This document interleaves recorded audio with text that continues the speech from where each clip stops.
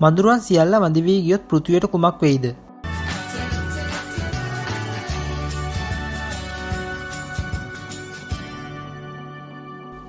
මදුරුවන් කියන්නේ අපිට ඇත්තටම කරදරයක්.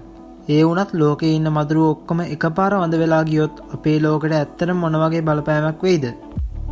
ඒ ගැන අපි කතා කරමු මේ වීඩියෝ එකෙන්.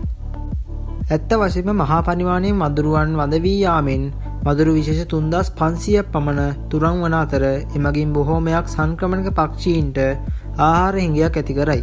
මේ නිසා මදුරුවන් තුරන් වීමෙන් කුරුල්ලන්ගේ සංඛ්‍යාව අඩකට වඩා අඩු විය හැකිය.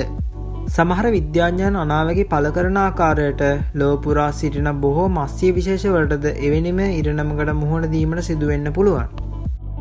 මදුරුවන් අතුරුදහන් වීම නිසා ඔවුන්ගෙන් පෝෂණය වන අනෙක් කෘමීන් හා මාළු ප්‍රමාණය අඩුවනු ඇති අතර එමගින් ආහාර දාමය පුරා රැළී ඇති විය හැකිය. එය අප දන්නා පරිදි සමස්ත ගෝලීය පරිසරයම සොලවන අතර අවසානයේ පරිසරය හා ආහාර නිෂ්පාදනයේ වෙනස් වීම අපගේ ජීවන රටාවටද බලපානු ඇත.